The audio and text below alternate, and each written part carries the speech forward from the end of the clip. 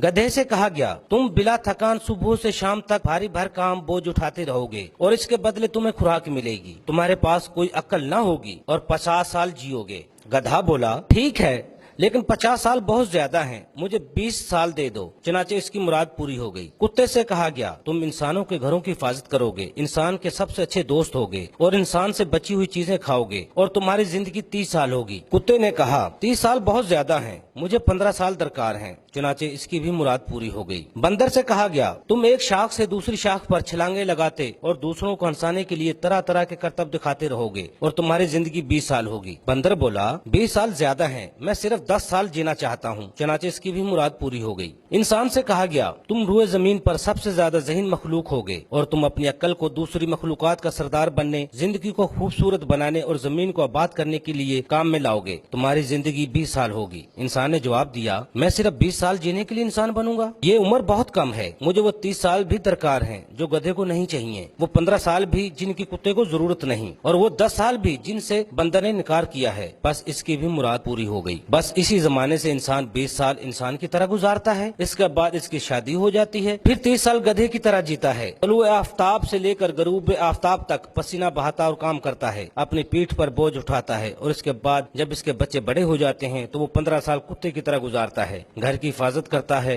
दरवाजे, खिड़कियां और बिजली के बल्ब वगैरह बंद करता रहता है और बच्चों का बचा हुआ खाना भी खाता रहता है। इसके बाद जब वो बूढ़ा और रिटायर हो जाता है तो 10 साल बंदर की तरह गुजारता है, एक घर से दूसरे घर और एक बेटे के पास से दूसरे बेटे और एक बेटी के पास से दूसरे बेटे के यहाँ जाता रहता है और अपने पोते पोतियों को हंसाने के लिए अजीब व गरीब करतब दिखाता और कहानियां सुनाता रहता है। Afzal Ayubi, DMH news, Lahore.